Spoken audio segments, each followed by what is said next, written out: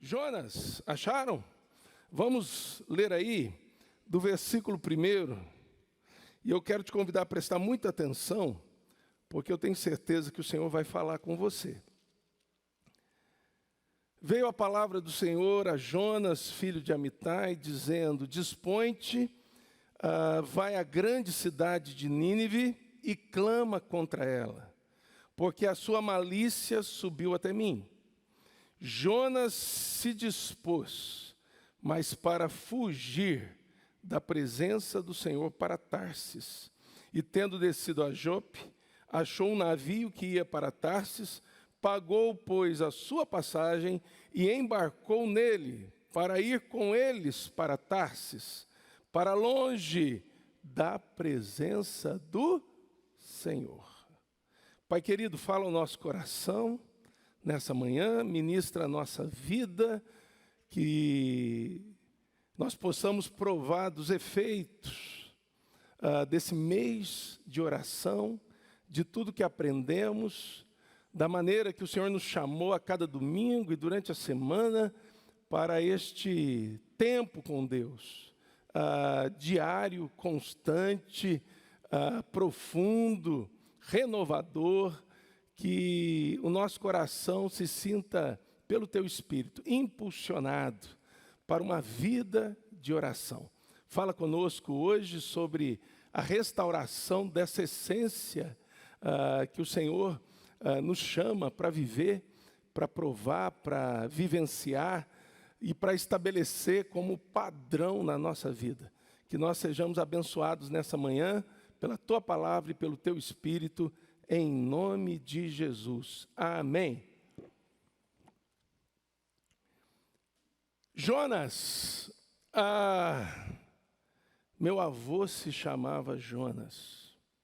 Meu primeiro filho, João, queria demais colocar o nome dele de Jonas.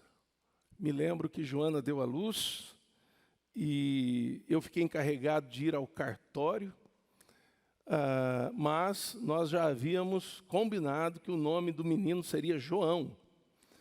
Mas eu fui até a porta do cartório tentado a colocar Jonas.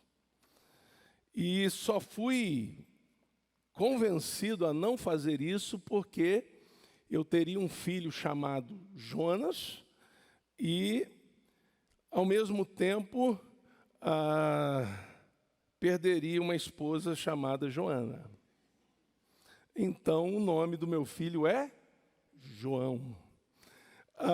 Mas eu não sei se você já conheceu alguém que tenha feito isso, que eu quase fiz, mas eu conheci um irmão, um presbítero, não vou dizer o nome dele, não é desta igreja, mas que o filho deveria ter um nome em combinação com a sua esposa, mas ele, indo ao cartório, esposa no hospital, se recuperando, ele botou o nome que ele queria. E a esposa foi descobrir 3 anos depois que o menino tinha outro nome na sua certidão de nascimento. Se alguém já fez isso e continua casado e bem, né? Se não revelou e o menino já cresceu, meu irmão, fique em paz, mas não faça tal coisa. Mas Jonas é um personagem que eu gosto muito. E eu gosto muito de Jonas porque Jonas é imperfeito como a gente. Não só Jonas, o próprio João, Pedro, Tiago, os discípulos de Jesus, Davi, Salomão, né, e tantos outros personagens bíblicos são imperfeitos como a gente.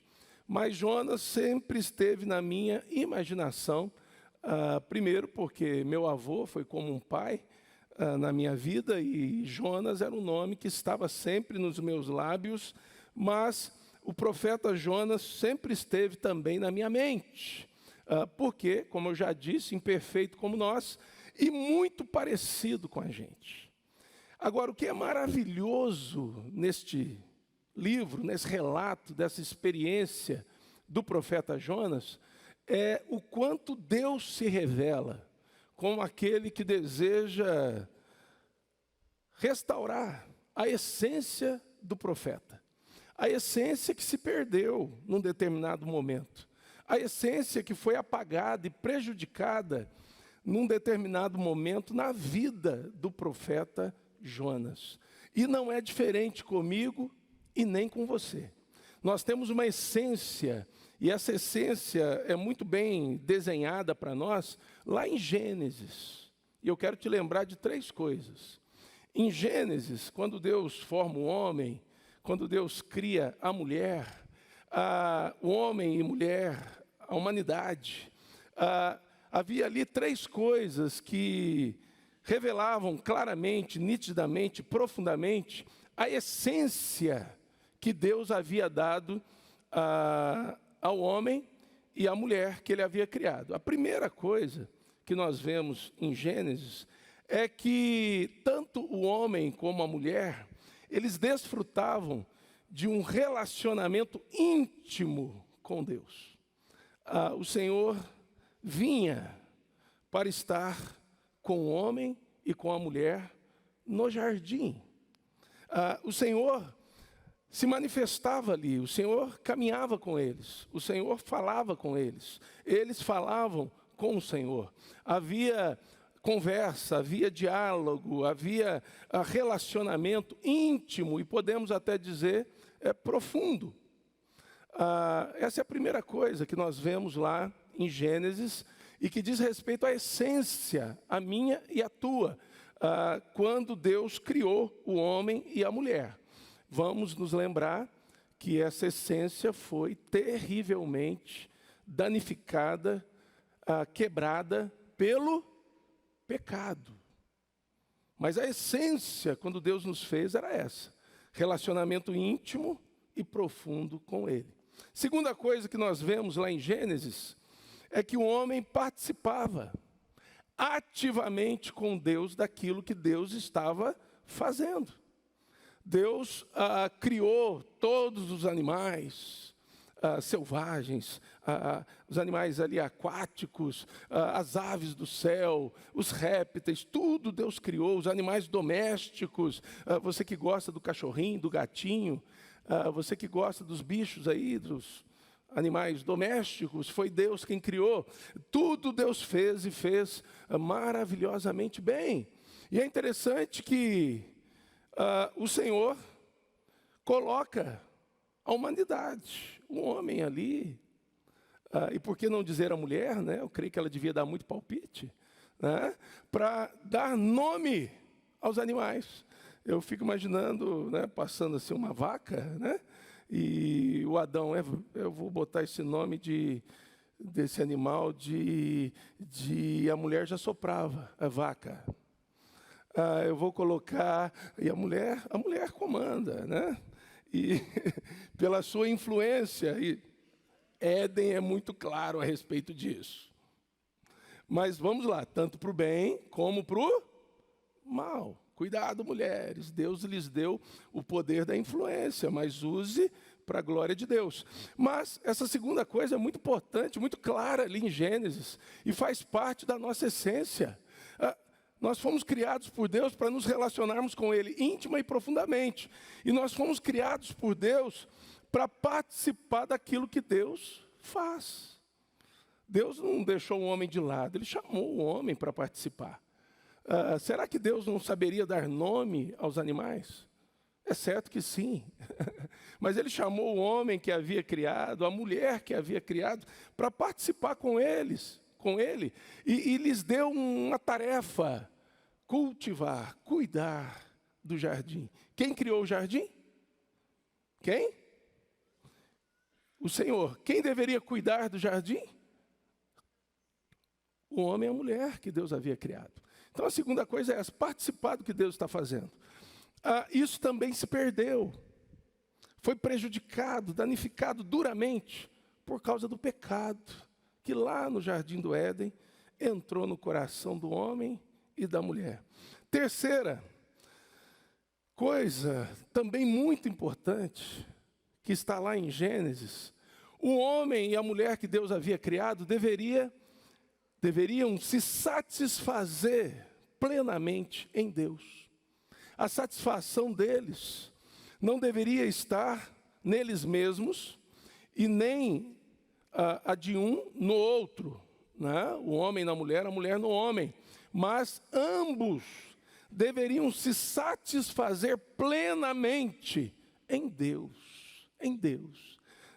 Para o homem, para a mulher, lá no Éden, não havia e não deveria haver nada melhor do que estarem com Deus, desfrutando de quem Deus é e do que Deus faz. Satisfação plena. Só que isso também foi prejudicado, danificado, estragado pelo pecado. E eu te pergunto, Jesus veio para quê, irmãos? Para restaurar a nossa essência. Jesus veio para morrer na cruz pelos nossos pecados, para que nós então pudéssemos novamente caminhar com Deus, relacionamento com Deus, íntimo e profundo. Jesus veio morrer na cruz pelos nossos pecados, para que nós pudéssemos participar com Deus daquilo que Deus está fazendo na terra. Por isso, todo crente é um missionário, todo crente é um instrumento de Deus, todo crente é enviado a este mundo como sal da terra e luz do mundo. Que coisa tremenda! E Jesus veio também para morrer na cruz pelos nossos pecados, para que nós pudéssemos provar novamente da experiência que não há nada que possa se assemelhar a isso, de nos satisfazermos plenamente no Senhor. Pastor, mas o que Jonas tem a ver com isso? Tudo. Eu vou explicar o porquê. Há 3 orações aqui no livro de Jonas, 3 orações, 3 momentos em que Jonas ora a Deus, em que Jonas se dirige ao Senhor. E é nesses 3 momentos que eu quero trabalhar com vocês. Preste atenção. Jonas, a gente conhece a história. O Senhor lhe dá uma missão, mas ao invés de Jonas se dispor em obedecer a Deus, ele se dispõe, mas para desobedecer a Deus. Ele deveria ir para Nínive, mas ele vai para Tarsis.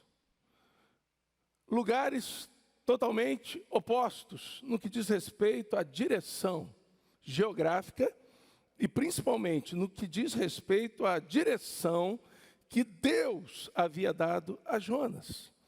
Agora, Jonas compra a sua passagem, entra no navio, vai até o porão, se acomoda ali e dorme. Enquanto Jonas está dormindo, Deus não dorme. Deus envia uma tempestade que sacode, balança o navio em que Jonas estava.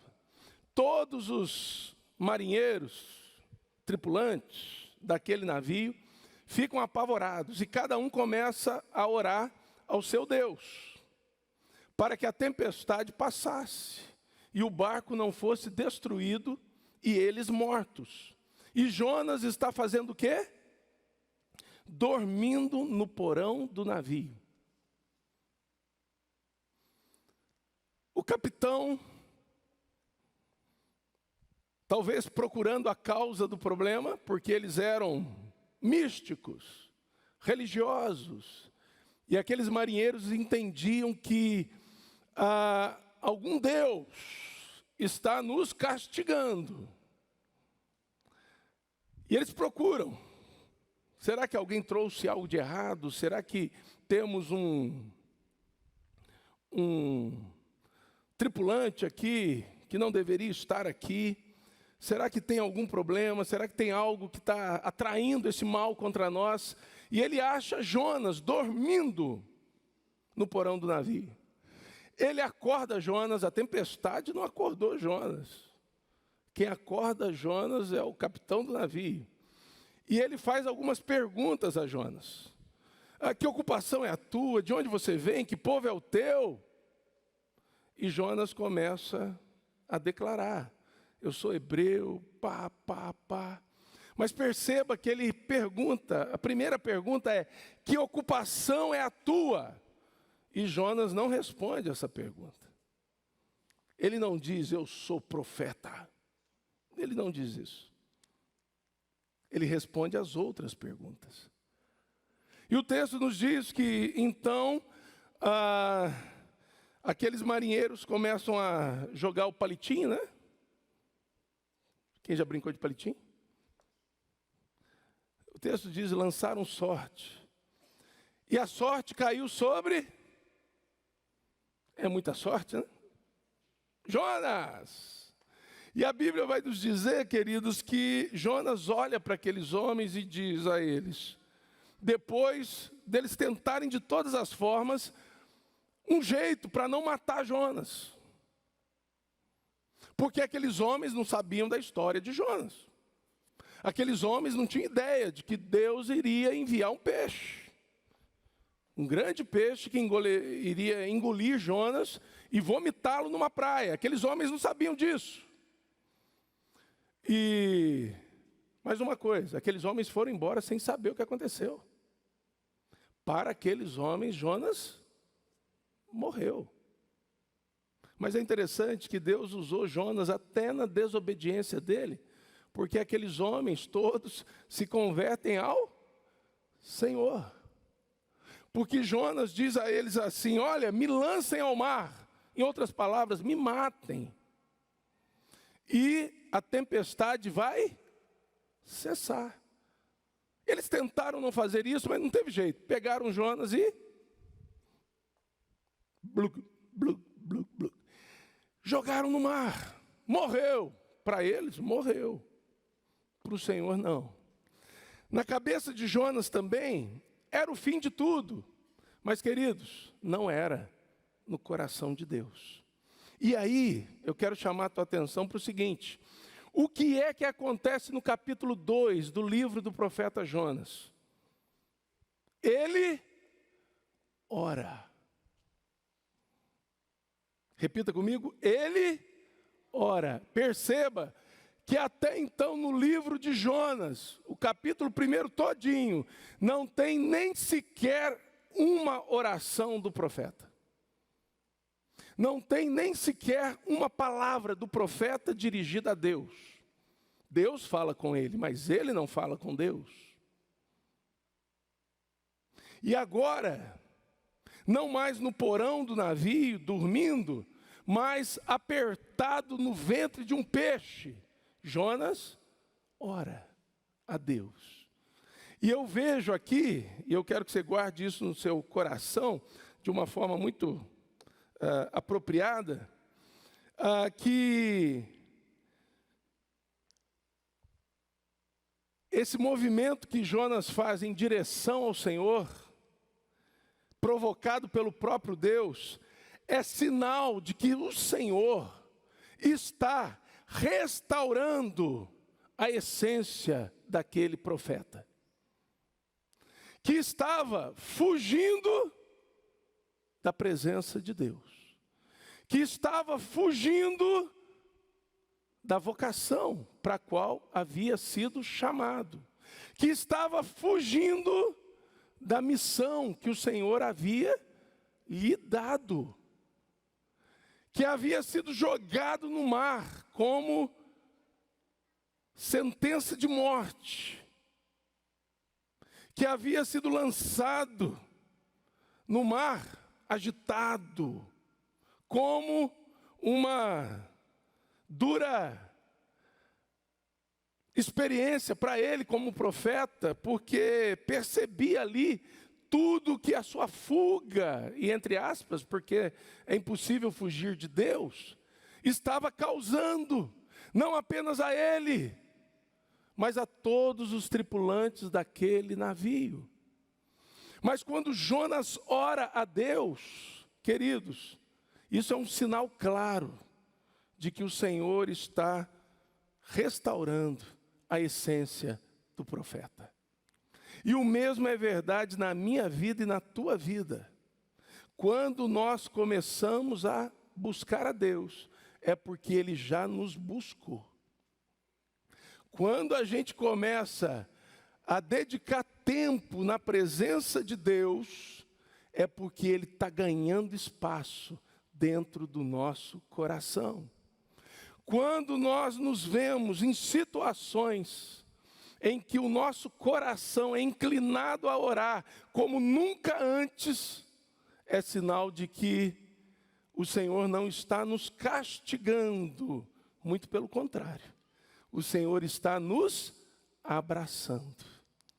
E preste atenção, o Senhor estava muito mais envolvido, engajado na restauração do profeta Jonas, enquanto Jonas estava no ventre do peixe, do que enquanto Jonas estava dormindo no porão do navio. Tranquilidade nossa, muitas vezes não significa ação de Deus na nossa vida. Muitas vezes, tempestades interiores mostram muito mais o trabalhar de Deus em nós do que aquela calmaria, do que aquela, eu não estou me referindo à paz, eu estou me referindo àquele sossego que é muito mais firmado no pecado do que na vontade de Deus. Irmãos, oração é sinal do trabalhar de Deus na nossa vida. Porque se Deus não nos impulsionar a oração, nós não oramos. Se o Senhor não faz com que a tempestade venha, com que Jonas fosse lançado, antes disso, despertado pelo capitão, depois disso, lançado no mar, engolido por um grande peixe, talvez Jonas não se envolvesse mais com o chamado de Deus para todo aquele que lhe pertence para a oração. Ele estava fugindo de Deus, como que ele vai orar?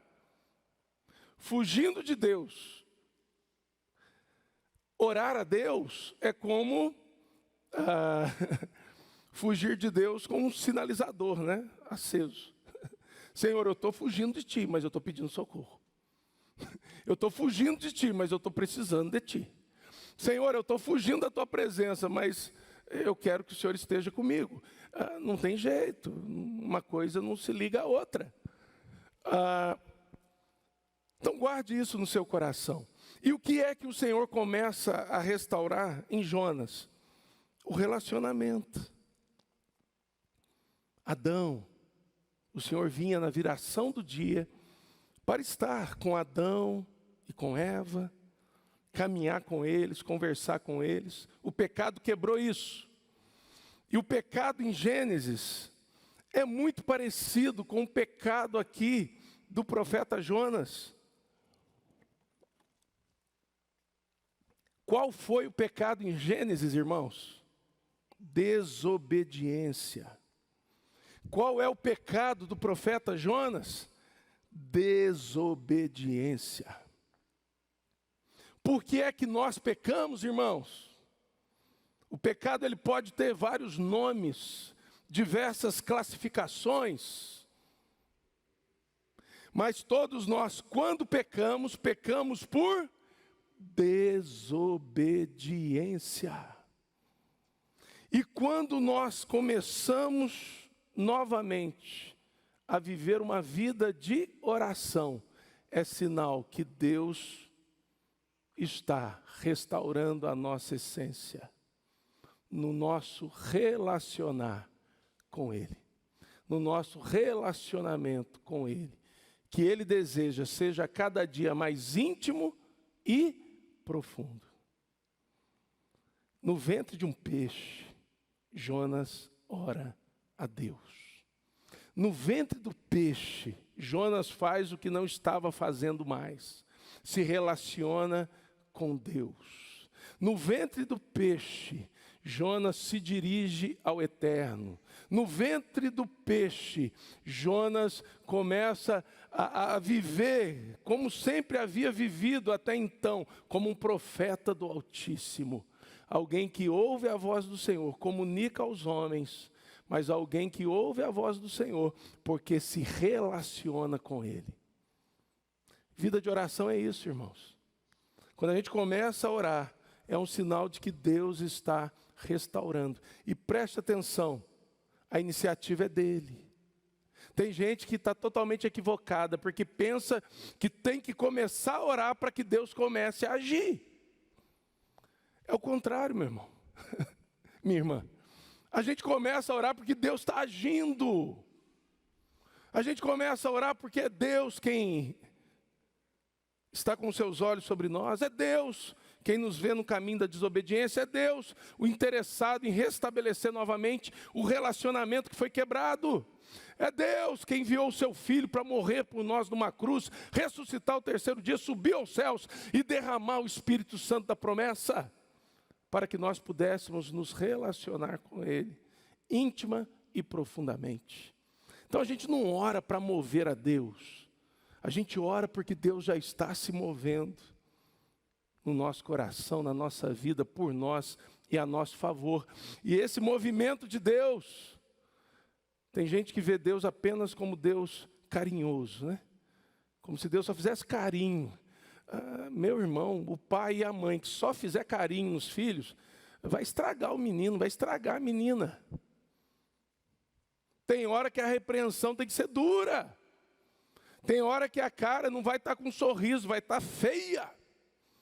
Tem hora que não vai ser, meu filho, vai ser, menino, menina, onde você está com a cabeça? Aí você está gritando comigo, eu vou chamar o conselho tutelar.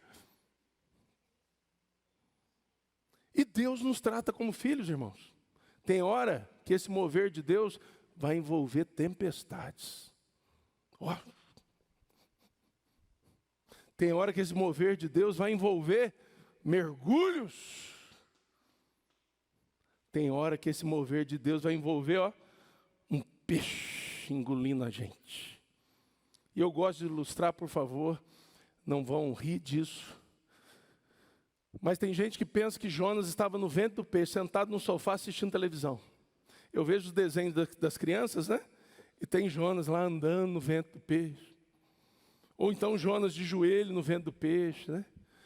Ou então Jonas bem assim, confortável, né, no ventre do peixe. Gente, como é que Jonas estava no ventre do peixe? Todo atrapalhado, gente. Todo esmagado, todo, sabe? Não tinha conforto, não. Ele estava no estômago do peixe. Quem já limpou peixe sabe que o bichinho é mal cheiroso. Quando você abre, Jesus. Jonas entrou lá, só o peixe que era maior. Estava lá dentro. Com a mistura de tripa com, sabe? Com a coisa mal cheirosa. Estava lá. Mover de Deus sobre a vida dele, para restaurar a essência do relacionamento com Deus. E lá Jonas ora. Amém, irmãos? Então a primeira coisa, oração é sinal de que o Senhor está restaurando a nossa essência. A gente não ora para colocar Deus em movimento, a gente ora porque Deus está em movimento a nosso favor. E às vezes vai ser nos conduzindo com muito amor, afeto, carinho, muito jeito, que a gente quase não sente nada de incômodo. Mas há momentos na minha vida e na tua vida que Deus vai mandar tempestade, vai nos fazer sermos lançados no mar, vai nos engolir com um peixe, e lá a gente vai reconhecer a sua graça e a sua misericórdia, porque lá o nosso coração vai ser conduzido à oração. Esquece isso não. É sinal de que o Senhor está restaurando a nossa essência.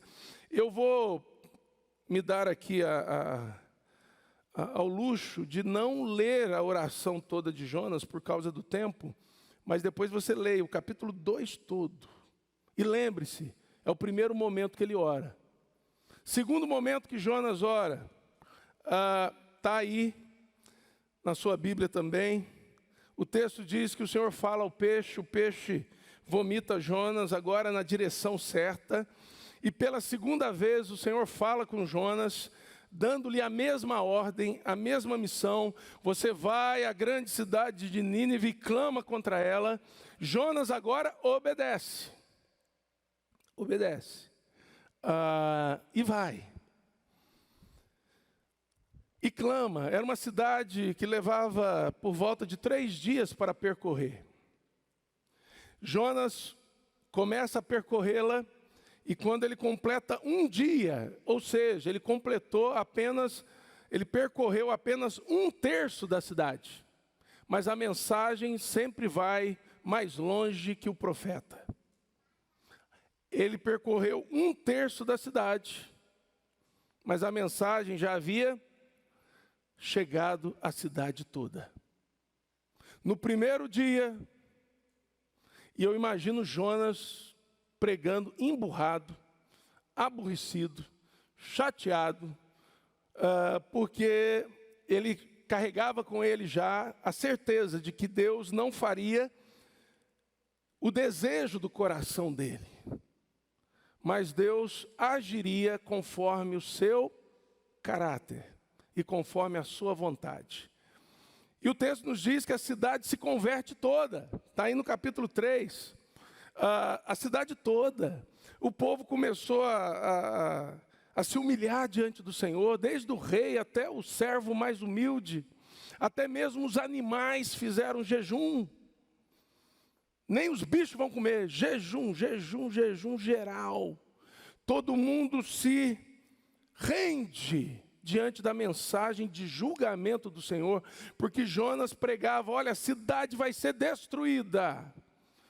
E o povo então começa a dizer um para o outro: quem sabe, se nós nos arrependermos dos nossos pecados, o Senhor terá misericórdia de nós, e nós não seremos destruídos por Deus.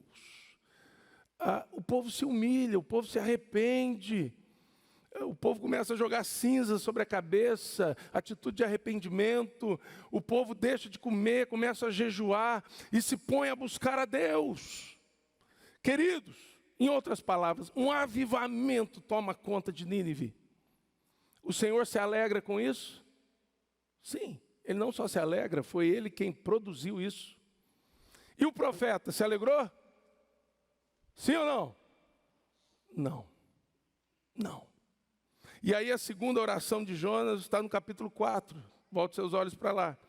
Com isso se desgostou Jonas extremamente e ficou irado. Em outras palavras, Jonas está dizendo: eu não gostei do que Deus fez. Eu não compactuo com aquilo que Deus fez. Ele não tem a minha aprovação para ter feito isso. E orou ao Senhor e disse: Senhor, não foi isso que eu disse estando ainda na minha terra, por isso me adiantei fugindo para Tarse, pois sabia que és Deus clemente, misericordioso e tardio em irar-se, e grande em benignidade, e que te arrependes do mal. Peço-te, pois, ó Senhor, tira a minha vida, porque melhor me é morrer do que viver. E disse o Senhor: é razoável essa tua ira? Gente,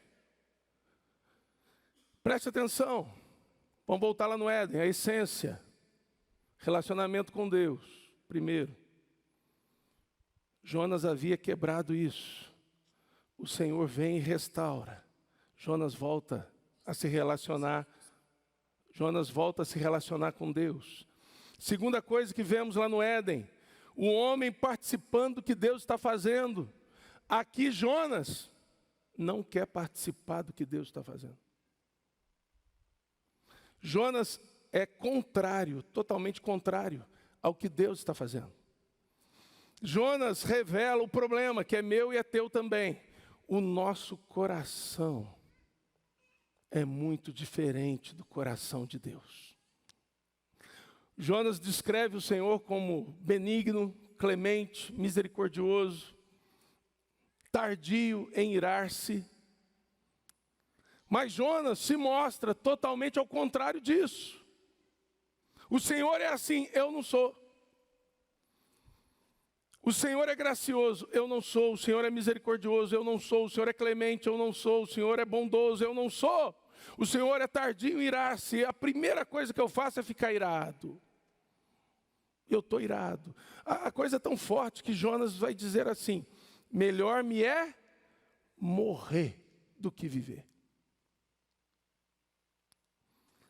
E Jonas orou. E Jonas ora irado, bravo, aborrecido. Quem já orou desse jeito? Só eu, irmão. Mas preste atenção no que é mais importante. Jonas ora. Ele rasga o coração diante de Deus. Ele desabafa diante de Deus. Ele diz para Deus, gente, só faz isso quem teve a primeira coluna restaurada, relacionamento. Se ele não tivesse restaurado o relacionamento com Deus, se o Senhor não houvesse feito isso, agora ele não estaria rasgando o coração diante de Deus. Leia Salmos. Você fica assim, mas como que esse sujeito fala isso para Deus? Relacionamento. Ele rasga o coração diante de Deus, ele diz, meu coração é totalmente diferente do teu. E queridos, quem que nos impulsiona a fazer isso? O próprio Deus. Porque a primeira coisa para o nosso coração ser transformado é ele ser rasgado diante do Senhor e pelo próprio Senhor. Tem gente que acha que vai ser curado, não vou precisar chorar, não vou precisar rasgar o coração, eu nunca vou precisar desabafar diante de Deus, eu nunca vou precisar dizer algumas coisas para Deus. Sinto lhe informar, mas vai precisar sim. Enquanto nós não provamos dessa intimidade com Deus ao ponto de dizer para Ele as coisas ruins que estão aqui dentro e que Ele está nos mostrando, a gente não prova de cura. Enquanto a gente não tem intimidade com Deus para rasgar o coração e dizer, o Senhor é bom, mas eu sou mau. O Senhor é santo, mas eu sou pecador demais. O Senhor é justo, eu sou injusto. O Senhor é misericordioso, eu sou cruel. O Senhor é tudo de bom, mas eu sou tudo de ruim. Enquanto a gente não prova disso na vida de oração, irmãos, nós não somos curados. A Bíblia vai nos dizer que para sermos curados, a gente precisa confessar os nossos pecados uns aos outros. E todos nós aqui, sem exceção nenhuma, temos dificuldade com isso. Mas por que a dificuldade é tão grande? Porque nós temos dificuldade, primeiro, de rasgar o coração diante do Senhor. Se a gente não rasga o coração diante do Senhor, que é bom, clemente, misericordioso, benigno, justo, fiel, quando que a gente vai abrir o coração diante do outro? Sabendo que o outro é imperfeito, como nós também somos. Mas, irmãos, quando a gente prova disso, impulsionado pelo Senhor, e é o Senhor quem provoca isso em Jonas, é o Senhor quem está trabalhando no seu profeta. Preste atenção, o Senhor salva a cidade de Nínive, mas o livro de Jonas é uma história do Senhor tratando com o coração do seu profeta. E o livro de Jonas é a minha e a tua história. É a nossa história. Porque o Senhor da mesma forma trata conosco, queridos. Porque Ele deseja que nós participemos do que Ele está fazendo. Não como Jonas participou, mas de bom grado. Felizes pelo privilégio de estarmos nos relacionando com Deus e participando daquilo que Ele está fazendo sobre a terra. Amém, irmãos? Presta atenção nisso. Estou orando, pastor, mas estou brigando com Deus. Meu irmão, louvado seja o Senhor. É o Senhor quem está te provocando a isso, pode ter certeza. Porque Ele não perde uma luta sequer. Jacó, enganador, lutou com Deus. foi transformado em Israel, príncipe de Deus. E saiu de lá com uma marca. Porque a partir do momento que ele saiu daquela luta, diz a palavra do Senhor, que ele mancava. Ele tinha uma marca de alguém que lutou com Deus. Ouvi uma frase certa vez, não confie em alguém que não manque. Todos nós temos que lutar com Deus. E todos nós precisamos dessa marca na nossa vida. Eu passei por isso. Jonas certamente nunca mais esqueceu do que provou diante do Senhor. Nessa experiência com Deus. Relacionamento, essência, íntimo, profundo com o Senhor, foi restaurado. Agora, o Senhor está investindo em Jonas para que ele entenda que essa participação naquilo que Deus está fazendo precisa ser restaurada na sua vida. A gente vive um tempo onde a gente acha que manda em Deus. Deus faz de um jeito, a gente fala, não é assim não, Deus. É desse jeito. A gente briga com Deus, mas não nesse sentido do profeta Jonas, até parecido com isso, mas a gente simplesmente não concorda, a gente não aprova o que Deus faz. Como se a gente fosse mais sábio do que Deus. Quer ver um exemplo disso?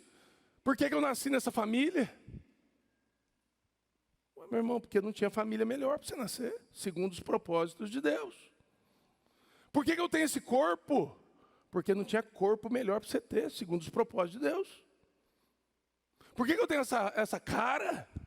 Porque não tinha cara melhor para você ter, segundo os propósitos de Deus. Por que eu tenho essa altura? Porque não tinha altura melhor para você ter, segundo os propósitos de Deus. Por que meu cabelo é assim?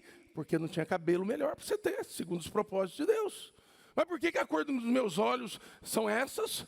Porque não tinha cor melhor para os seus olhos, segundo os propósitos de Deus. Por que eu nasci nesse país? Porque não tinha país melhor para você nascer, segundo os propósitos de Deus. Por que eu estou nessa igreja? Porque não tinha igreja melhor para você estar, segundo os propósitos de Deus. Por que eu estou aqui de manhã ouvindo essa pregação? Porque não tinha pregação melhor para você ouvir nessa manhã, segundo os propósitos de Deus. Para de brigar com Deus, começa a olhar para Ele e dizer, Senhor, o Senhor está fazendo, eu quero participar. Mas meu coração não concorda, coloca o coração diante dele, faça como o profeta, não concordo, Senhor. Não gostei disso. Senhor, tem coisa errada aqui dentro, porque eu não estou de acordo. Coloca diante de Deus, Ele vai tratar, meu irmão. Nós que somos maus, se um amigo chega desabafando com a gente não vai dar uma cacetada na cabeça dele. Muito pelo contrário, a gente vai tentar entendê-lo e tentar ajudá-lo a organizar o seu coração. Se nós que somos maus fazemos isso, imagina Deus, irmãos, que é todo bondade e misericórdia. Amém, queridos? Então, a oração é a restauração da nossa essência, no relacionamento íntimo, profundo e na participação do que Deus está fazendo. E para fechar, terceiro momento que Jonas ora. O texto nos diz que Jonas sai da cidade, assenta num determinado lugar ao oriente e fica lá assim, ó.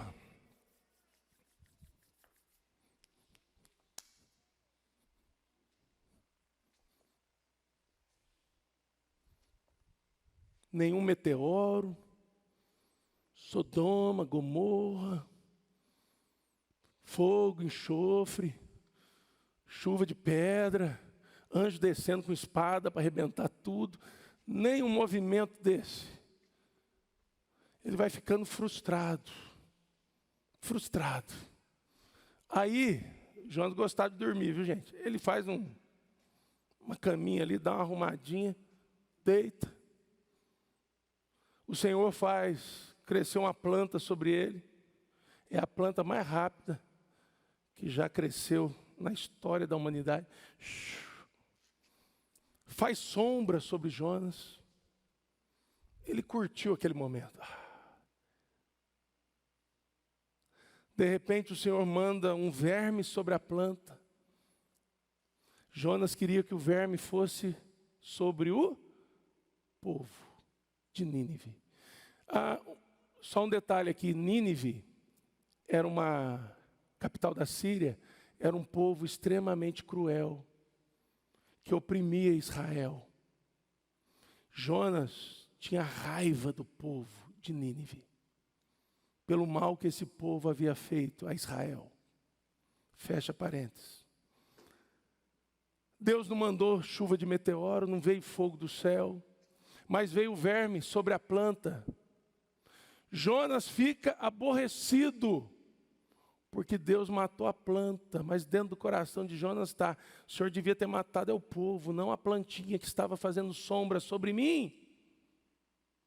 E eu estava aqui me satisfazendo com isso.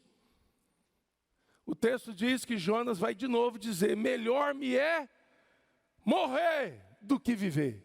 O Senhor diz a ele: é razoável essa tua ira? Sabe o que ele responde? Ele está orando, ele está conversando com Deus. É razoável sim, até a morte. Olha aqui. Que Jonas, hein? Parece com a gente ou não? Preste atenção, terceira coisa, que tem a ver com a restauração da essência. Lembra lá do Éden? Relacionamento íntimo e profundo, participação ativa no que Deus está fazendo. Terceira coisa, satisfação plena em quem Deus é e no que Deus faz. Jonas não tinha isso. Mas o Senhor estava provocando Jonas para que ele provasse disso. Jonas tinha que aprender que ele não tem que se satisfazer nos desejos do seu coração, que era a destruição daquele povo. Jonas tinha que aprender, e nós temos que aprender, que a nossa satisfação tem que estar em quem Deus é e no que Deus faz. Amém, irmãos?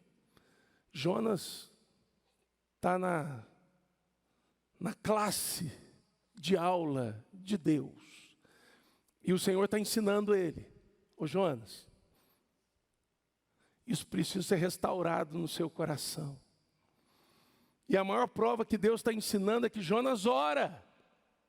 Ele ora, ele diz: não há satisfação nenhuma dentro de mim. Estou irado. Outra palavrinha que cabe aqui é: estou indignado. É razoável, Jonas, essa sua ira, essa sua indignação? O Senhor pergunta a ele, e ele responde: é, até a morte. O livro de Jonas não acaba, gente. É um livro sem conclusão. Ele não tem fim. Termina aí esse negócio mal. Parece que mal arranjado. Jonas é confrontado por Deus, que diz a ele: você está tendo misericórdia, clemência, bondade com respeito a essa planta. Não terei eu de ter o mesmo sentimento com respeito a essa grande cidade, onde as pessoas que nela estão não sabem nem discernir entre a mão direita e a mão esquerda? E Jonas fica lá, nesse diálogo com Deus. A gente não tem o fim. A gente não sabe o que aconteceu. Mas pelo caráter de Deus e pelo poder restaurador de Deus, revelado nas Escrituras, eu tenho no meu coração, e todos nós precisamos ter, que o Senhor restaurou a essência do profeta. Seu relacionamento íntimo, sua participação ativa no que Deus estava fazendo e a sua satisfação plena em quem Deus era e no que Deus fazia. Nós precisamos disso, irmãos. E a maior prova de que isso está acontecendo na nossa vida é quando a gente tem uma vida de oração. De oração. Tem gente que pensa que vida de oração é só estar ali: ah, Jesus, bonzinho, obrigado. Não. Vida de oração envolve um Deus santo e um homem, uma mulher pecadores. Muitas vezes a gente vai estar ali como esteve Jonas, em alguns momentos quebrantados no ventre do peixe, em outros momentos cheios de nós mesmos, como Jonas estava, olhando para a cidade, esperando fogo descer do céu, mas orando a Deus. em outros momentos, sendo tratados por Deus de maneira profunda, com respeito ao que se passa dentro de nós. Os valores, uma planta não pode valer mais que toda uma cidade. Os valores que, não raramente, estão totalmente ao avesso dos valores que estão no coração de Deus. Vamos ficar de pé?